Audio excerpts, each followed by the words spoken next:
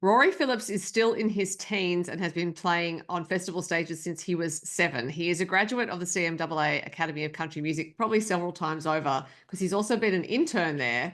He plays with the Bushwackers, that was. He's been in Sara Storer's band, and that's really just the tip of the iceberg of his achievements, which include releasing the standout singles The Truth and Because Boys. And he now has another one, so it's 3 for 3 on the standout singles, Dear Mum and Dad, and I'm looking forward to talking to him about it.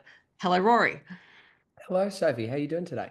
I'm very well, thanks, and very pleased to catch you because I think you're one of the busiest musicians in the country.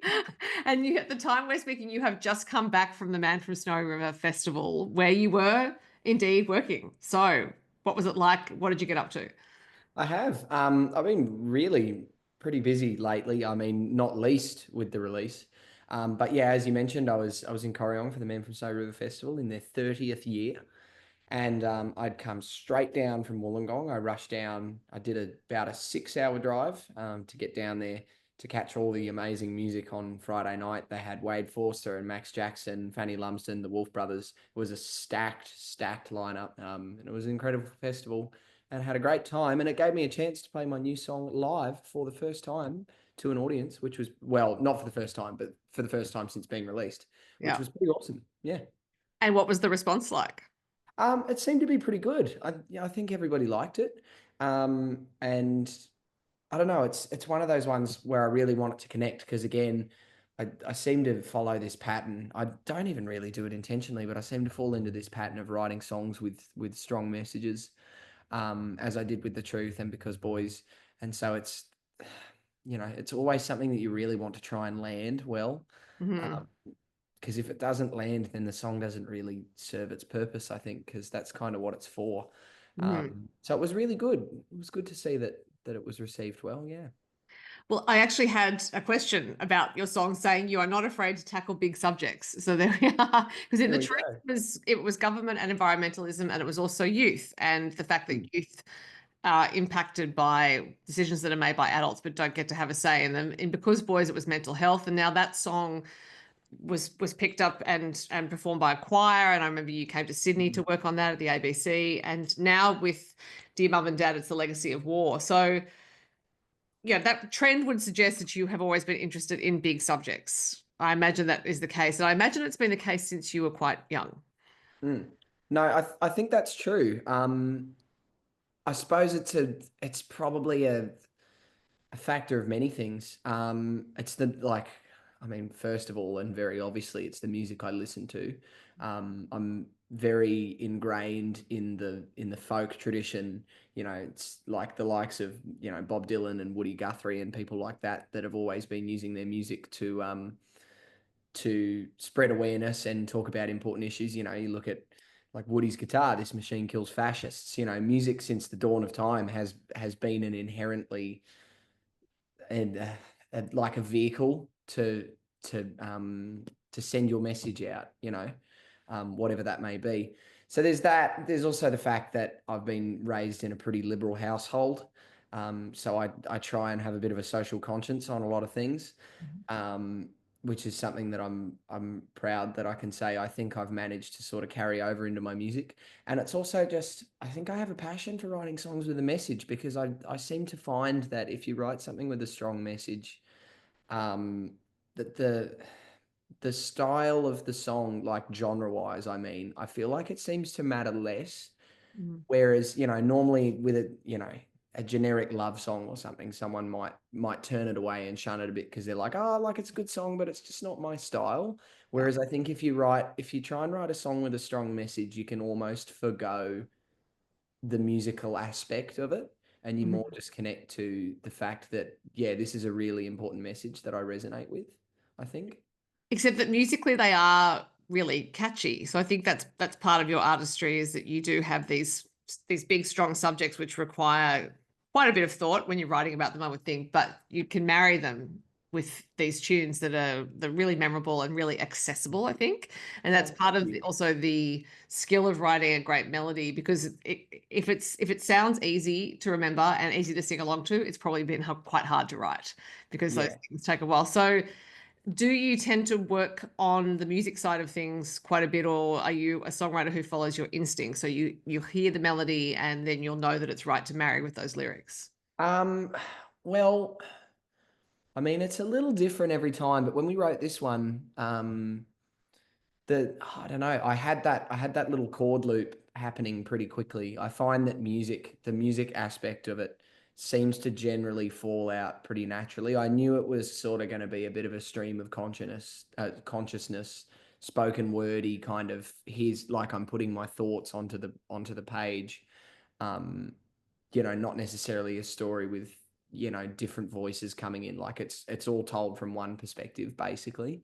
Mhm. Um, so yeah, I had the music going quite quickly because I could sort of envisage in my head what sort of thing a song like that needed. I feel like I co-wrote it with Jayne Denham and Andrew Scharf, who was a student at the academy. It was actually a co-write for the student.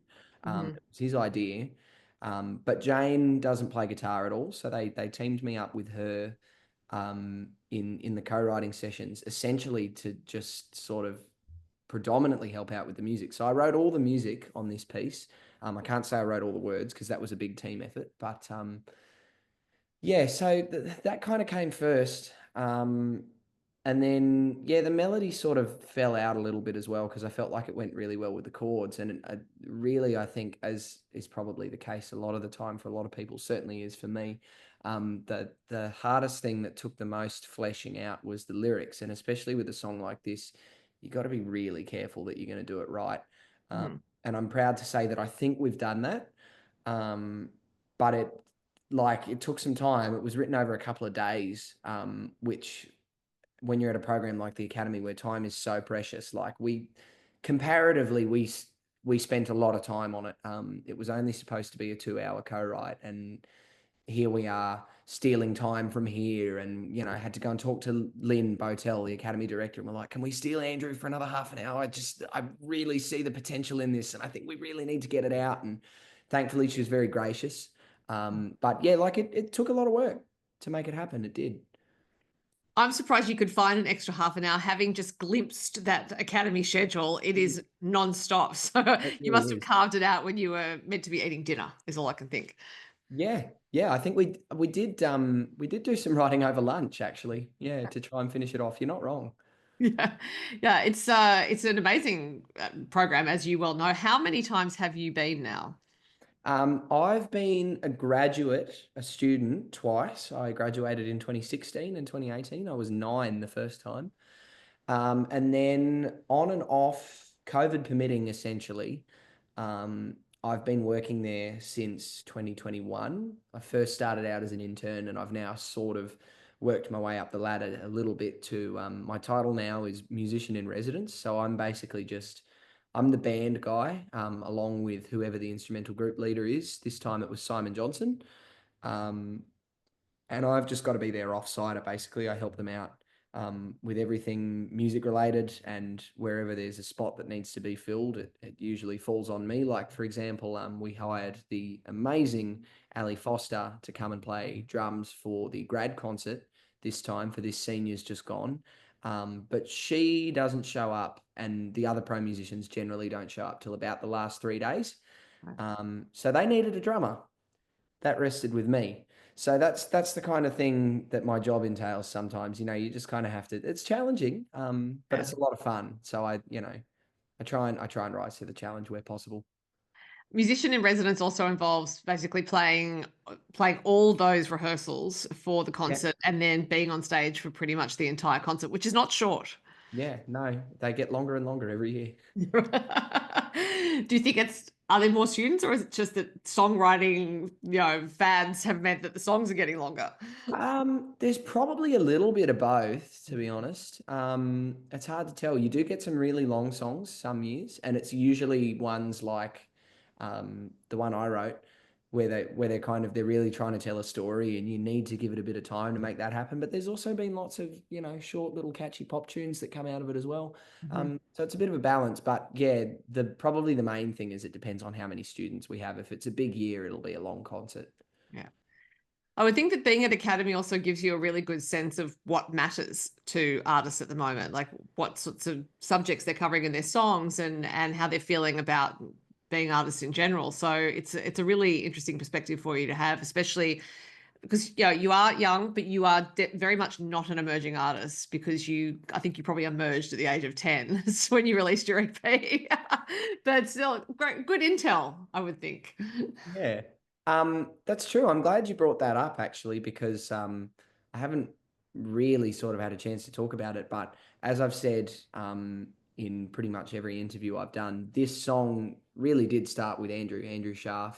He was a student that he was put with Jayne and I, Mhm. and it was his idea. He came in and he was quite quiet and soft spoken, and to be honest, we were a little nervous about what we were going to be able to write about, because often sometimes you get chucked into co-writes with randoms, like how it happens at the academy, and you go, all right mate, what do you want to write a song about, and they go, I don't know, Oh.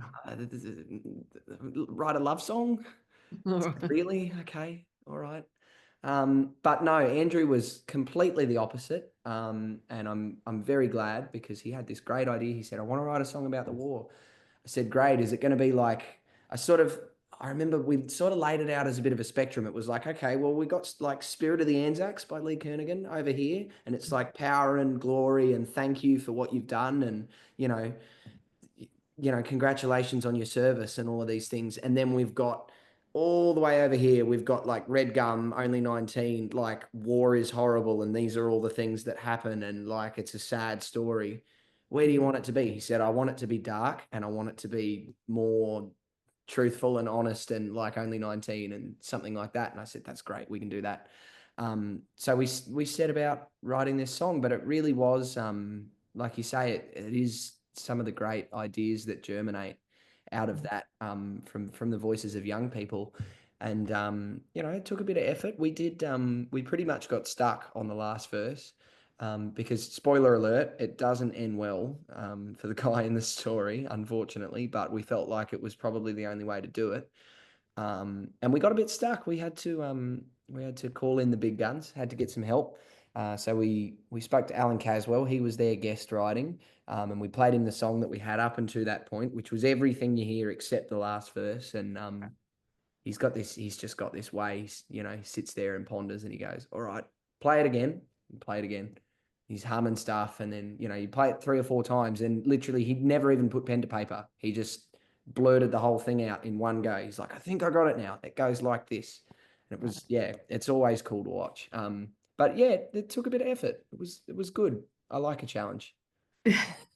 I would think part of your value, for lack of a better term, to the academy is that the references you just made, that Leg Kernigan to Red Gum, this is all in your head, I would think, because I also imagine you listen to a lot of music and have done for years. So you can synthesize all of that. You can look at these lyrics and say, okay, well, here are the reference points. Here's where we can create something in the middle. What are we going to do for it?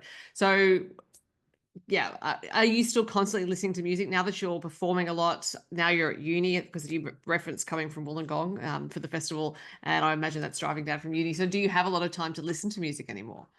Um, to be honest, if I'm at home, if I'm listening to music, I'll generally play records. I've got a big record As collection. in LPs, like Yeah, LPs. It's yeah. it's a bit of a hobby of mine. I do like collecting that. So that's often mostly because records are expensive. I only generally buy the albums that I really, really like, my favorite albums. So if I'm listening to music at home, I'm generally not really trying to discover new stuff. But where I find that I'm testing the waters a bit with some new music, generally is in the car. Um, yeah, play all the new stuff there, while I'm driving, because I've had a lot of time doing that in the last few weeks, going backwards and forwards to Wollongong.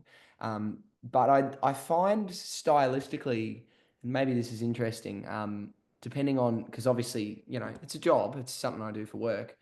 Depending on what sort of headspace I'm in musically, work wise, like, if I'm traveling to, you know, say a Bushwackers gig where I'm going to go and play folk music for 2 hours, I quite enjoy listening to the antithesis of whatever I'm about to do for work, while I'm on my way to work. So I'll probably be blasting, some heavy rock or something, and then I'll turn up and I'll play bush ballads for 2 hours and then Yeah. drive home listening to rock again.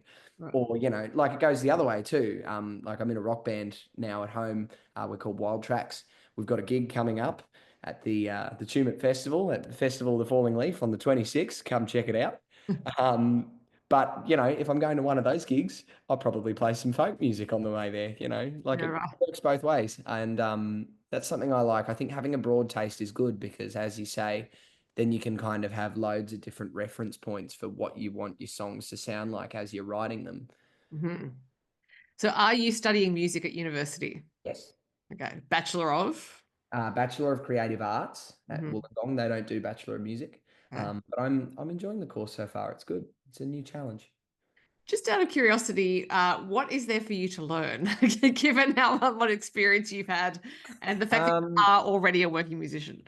Yeah, well, I, I don't know. I suppose it is an interesting perspective coming into that class because the sense I'm getting so far is that most of the people are sort of, you know, coming out of school and haven't really done loads of gigging. Some of them have, there's a few, but there's also lots that haven't. Mhm. And so I feel like, I have got a lot of real world experience, probably more than the average student, shall we say, in terms of trying to put on live gigs. But there's still plenty for me to learn. Like my music theory, to be honest, is quite lacking. Well, not quite lacking, but there's a lot of holes that need to be filled. And that's just because of the way that I learned to do things. Really, like all the music that I play is traditionally an oral tradition, like the folk tradition. Everybody sits around in a circle and they all play tunes, and then you look at the guy's fingers and you copy what they're playing and you hear the changes. And rock music's the same. Nobody ever writes charts for rock songs. So when I started out at the academy and I had to learn to read Nashville numbers, that was a learning curve. I can do that pretty good now, which I'm happy about because that's a great shorthand for 90% of the music that I play. But they're really pushing us out there to read dots on a stave and things like that, and rhythmic dictation and all of that kind of stuff. I never really did any of that because I up until this point I haven't really needed to because I've relied on my ears, Yeah. which is, I mean, it's people sometimes say that's a bad thing, but I just think it's just one way of doing things. It's like they like sometimes the term like, oh, like it's a bit illiterate gets thrown around. I don't really think so. I just think it's a different way of doing it, and I'm always open to trying to learn something new and learn a different way of doing it. But yeah, no, I'm learning things. Yeah, there's always stuff to be done.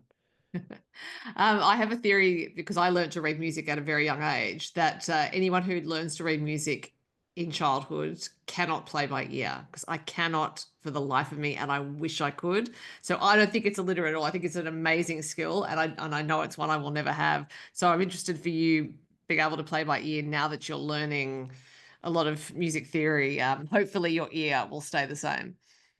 I hope so. I feel like maybe it's just the way your brain's wired. You're more predisposed to one or the other. Yeah. In terms of music, I'm an oral learner rather than a visual learner. I hear things and I play them back. That's just how I work. And Yeah. it seems to be quicker for me. Well, back on the subject of Dear Mum and Dad, because I do have a question about the music video. Now, you are wearing a particular uniform in this video. Would you like to tell us about it? Yeah, I would actually. That is Nifty Bridle, Noel Bridle from Tumut. He does the Light Horse Brigade reenactments for the Anzac Day services and things like that in town. And he very kindly lent me his uniform along with, we got a couple of things from Fort Scratchley. The hat was from Fort Scratchley, and what else? The shirt was from Fort Scratchley as well, where we shot the clip. But yeah, big thank you to him because he really helped us out. It's expensive to hire costumes, and Mhm. he did us a real favor. And I am proud to say that that came from Tumut. So that's a little part of my local history. I have really been pretty involved in, I don't know, like what's the word for it? The Anzac scene, I guess, Mhm. um, in town. My grandfather served not in any of the world wars or anything, but he did serve. He was in the army, and he marched and still continues to just about every year. There's photos of me with mum pushing the stroller, marching in the pram on my first Anzac Day ever, and I've marched pretty much every year since. I have missed a couple. I will be missing this year's because I'm playing Blacktown RSL with the Bushwackers Mm. on Anzac Day, as they do every year. But I feel like that's something doing my part for that. But that's it's a bit of a rich history for me. It's always been a bit of a family affair. Mhm. And so when Andrew said that he wanted to write a song about that, I kind of felt like it was something I could get behind because I do have a bit of a connection to it. And I think we should be proud of our veterans because it's an unfortunate story, obviously, um, about the horrors of war, but the fact is they fought for us, and it made Australia what it is today. Things could be very different if not for their service. So I always try and thank people when I see them if I know they've served. Yeah, it's something that I really feel like people should get behind. Yeah, it is a defense force for a reason, and Yeah, they have exactly. defended, yes, hard and well over the decades. I go to a dawn service every year, have Mm. done for many, many years, and I'll be away for this year's Anzac Day, and I will find a dawn service. In fact, I already know where I'm going. So yeah, I understand honoring that tradition. And in the clip you have, and on the song you have Dobe Newton, who is also in the Bushwackers and involved in the academy. So you managed to get Dobe to Fort Scratchley because that's in Newcastle, if I'm not wrong. So how did you go in the filming experience with Dobe? And your mother and Roger Corbett are also backs of their heads in the clip. Top tier acting from those two. Yeah, well, I don't know. It felt like a natural thing. I mean, to have him in the clip, it makes sense because he features on the song and he's the voice of the last verse. But yeah, he very graciously agreed when we asked him to. I mean, I was just chuffed that he wanted to jump on the song in the first place because obviously that must mean that he thinks it's something kind of special to be willing to put his name next to it. And considering that he's the co-writer of I'm Australian, Mhm. that's a pretty hefty compliment from the guy who wrote our alternative national anthem with Bruce Woodley. So yeah, I was just very happy that he decided to put his name on it, and I think it's sort of probably going to fall into the Bushwhackers set list rotation at least for a little while, that's pretty cool. Again, it's another honor to sort of get my moment to step out into the spotlight a bit with them because I have been playing with them for 5 years now. But never did I ever expect anything like I never did it for any kind of notoriety to play with them. I just genuinely enjoy being a musician and backing people up in a band. It's another thing that I really like besides having my solo career because that's when I get to stand out and do my thing. But very big thank you to Rog and Dobe, the both of them, because Rog helped produce the track and played bass on it and all that stuff, and sort of steered the song in a bit of a direction. The Academy arrangement that we did with the band for Andrew when he performed it at his graduation concert was quite different to how the recording is now. He steered it in a bit more of a rocky kind of Red Gum vibe. Okay. And I'm really happy with how that turned out. So big thanks to Rog for his creative direction, and yeah, as you said, to Dobe for being in the clip and for putting his name on it. But the filming process was really, really so much fun. We shot it with roaming creatives. It's Tracy and Josh Beveridge, also very heavily interlinked with the academy. Tracy's been coming to work there to help out for a little while now, doing photo packages and things like that for the artists who come through. And Josh is a very talented young videographer. He's not too much older than me, and but he's also been through as a student at the academy, and he's coming forward in leaps and bounds as a muso as well. So I hope to share the stage with him sometime in the future, which I think I probably will end up doing. But yeah, they very graciously agreed to help us out in shooting this project and really got behind it and went and scouted the locations and found Fort Scratchley for us and did all this awesome stuff. Really could not have done it without them. And I think something like that, particularly for the sort of song it is, the music video really is a bit of an icing on the cake Mhm. for something like that. I think, yeah. Now, you mentioned We Are Australian. In fact, your last release was We Are Mm. Australian. You were part of the youth version of that with the Bushwackers. You and Kyla Bell had some star turns on the track. I think it turned out really well. Were you proud? Mm. It did. I am really proud of that. And also, again, it's funny that you mentioned that because the other person on that track was Lucy Beveridge, which is Josh's sister. So, you know, it's all really big one family. It is a family affair. Um, but yeah, I was really, really proud to get to do that. And I was very honored that Roger and Dobe asked me again because it is such an iconic song. I still remember the first time I heard their version of it, heard them performing it. I was one of my first times to Tamworth. It was maybe might have been my second time ever coming to the festival, and we were sat in the park at Toyota Park down there, watching the opening concert, and the Bushwackers played. And you know, Dobe started talking about, oh, this song I wrote that's an instrument of torture in all schools. I thought, oh, what's this going to be? And he Sorry, Roy, that started sounds so playing. much like Dope. I know, I've had some practice. Sorry, Dobe. Sorry, mate. Yeah, and started playing I'm Australian. And, you know, it's just one of those songs that you can't help but sing along.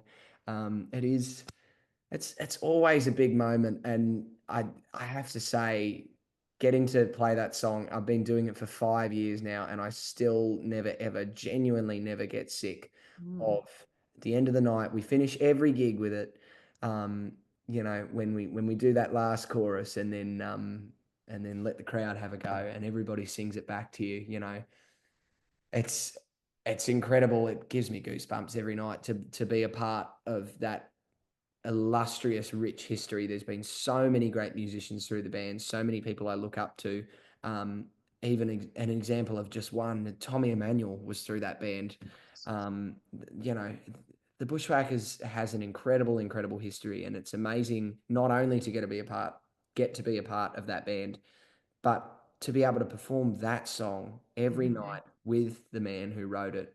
It is incredible. So, so when Dobe asked me to jump on that track, I was really chuffed to bits. It's incredible, yeah.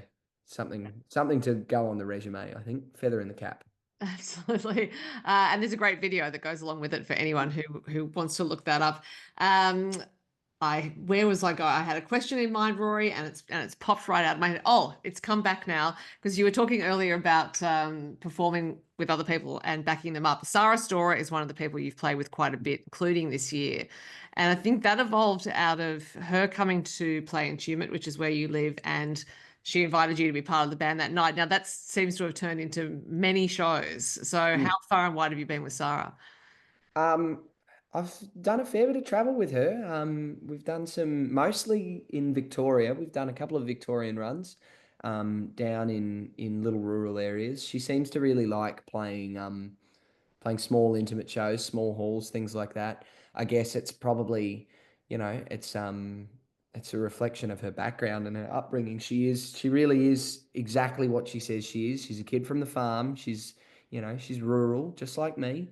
Mhm. Probably even more rural than me. I don't live on a farm. We have got a few sheep running around out the back, but nothing on the scale of probably what she was brought up on. But she is the genuine article. And yeah, I was very glad that she asked me to start playing with her. As you said, it was a really, really spontaneous thing. Her and Greg, her brother, were coming to do a gig in Tumut, and I guess she'd heard about me, and I think we'd met a couple of times, you know, just through the grapevine. You know how the industry works, and she asked me to support and open the show. And I think she'd also seen me doing some stuff with the Bushwackers, and she gave Roger a ring and said, what do you think about this young Rory bloke? I know he's been playing with you for a while. Do you reckon he'd be good if I sent him a couple of songs and got him to play some guitar on them? Because there's a few little sections there that Greg and I'd probably like a bit of help with. And Rog, to his credit, thank you again. He really talked me up and sort of scored me a bit of a gig. So I rehearsed all the stuff beforehand, and we were running them backstage before the show. And she threw me another couple, which I picked up as well quickly. Again, ears, coming back to that. And she goes, oh, I just really like what you're playing. This is great. This is really good. I've got a question for you, a bit random, but what are you doing on this date? I said, oh, sorry, I'm playing at the Man from Snow River Festival that day. Again, coming back to Corryong. And she said, oh, well, that's great because I'll be there too. I haven't booked a band yet. Would you like to be the guitarist? I said, sure thing. So that was my first ever gig with Sara, and the band on that gig, I'll always remember it, was Steve Fernley and James Gillard. Oh, And wow. as someone who spent a lot of time going to Tamworth year on year, and every year just about, if there's one show I go to as a punter, it's Shane Nicholson's gig. I'm a Shane tragic, and as the guy with probably one of the best bands in Tamworth, who I as an aspiring session musician, I've really always looked up to. It was a real pinch myself moment, not only to get to play with Sara and Greg, but also to have James and Steve behind me. Mhm. Was an incredible, incredible experience, and definitely one to tick off the bucket list. Someone else I've seen you performing on stage with, well, not really on stage. It looked like you might have been in a sort of video clip with Lynn Votel. Was that the case? Well, it would look that way because it was. She's got a new single coming out very soon. There's some little secret squirrel things going on in the background there, and it's a great song. I was lucky enough that she asked me to come and do some guitar miming in the clip, play along with Rod McCormack's great solo that he put on the track. And I believe he produced it as well. And yeah, it's a great song. And yeah, it should be great when it gets out into the world. And keep an eye out for that music clip because you might see a familiar face. Well, that sounds pretty good. And no doubt you will have more of your own songs and clips coming as well. Now, given that you are very much in demand as a musician and you, quite apart from releasing your own music, what's coming up for you? Because as mentioned, you're at uni, you've got to weave all of this in and around uni holidays now. So are you just scheduling yourself months in advance? Pretty much. I mean, that's what I've always done. Mum and I seemingly year on year sit down at the start of the year and we go, particularly with school, because it never gets any easier. It only gets harder as you get older. You're going into high school now, maybe should slow down a bit. And then it was, you're going into year 11, should, take it easy. And then it was HSC year. Okay, let's really sort of plan ahead. And somehow they still seem to get bigger and bigger every time, because opportunities happen that you just can't pass up, like that time I opened for Billy Ocean, something like Oh, that. yes, that was No, 2023. Yes. sorry, Yeah. doing my HSC, actually, I can't really squeeze it in for you, mate. So it's always been one of those things that I've had to try and schedule it really well. And I'm glad that we seem to manage. But yeah, I've got a fair bit coming up. I try to squeeze it all around the holidays. I'm going up to Blues Fest. Mhm. Sadly not playing, although I'd love to one day. But going up there as a punter for the first time in a few years to check that out. And then when I come back from that, I'll be doing an entire weekend run of shows with the Bushwackers. So we're at Blacktown RSL, as I already mentioned, on the 25th on Anzac Day. We'll play the new song there. And then also the next day on the 26th, playing at the Festival of the Falling Leaf in Tumut, hometown show. All So right. So, that'll be a really cool one, and I think it'll also be kind of neat for some of the locals to see because the Bushwackers haven't done a show in Tumut for a little while, and I, especially coming from a small town where I gig solo around all the time, people seem to get a bit of an idea of they think they know everything that I'm about, and I want to be able to show them that I've got this other side to me, and I like playing, I like playing with these guys as well as doing my Wild Tracks gig, which will be on the same day. So again, total duality. I'll be rocking out with them and then playing a bunch of bush songs with the Bushwackers. So that should be a really fun one. And then the next day we're playing in Camden. We got another Bushwackers gig on the Sunday, so that'll be a busy weekend. That's about all that I can think of at the moment that's coming up, but that's the next three things. That'll keep me busy for a little while. squeezing it all in between uni and classes and assessments and all that kind of stuff. But I think it's shaping up to be a pretty big year. I already had a massive Tamworth, and I've got a pretty decent inning at the Hats Off Festival coming up. I'm going back up to Academy to work there, do my same job, and we've got a Bushwackers gig there as well. So there's a fair bit happening, yeah. Look, it doesn't surprise me because I do think it's in your nature, which is why you shouldn't actually try to not pack a lot in. Because as someone who like kind of operates the same way, Mm. if you attempt to slow things down, it just doesn't feel right. And then Mm. I think the momentum is there to just put some things back in. So you end up with a busy schedule anyway. Yeah, I do get a bit stir crazy sometimes. I think it kind of gets that way. Well, Rory, I'm going to let you go because it's nighttime when we're talking, and you may need some sleep at some point What's that? to restore ahead of all these gigs that are coming up. So the new song is Dear Mum and Dad. It is another wonderful song from you. Congratulations. And it was great to talk to you. Thanks for your time. Thank you for having me, Sophie. It was great to chat.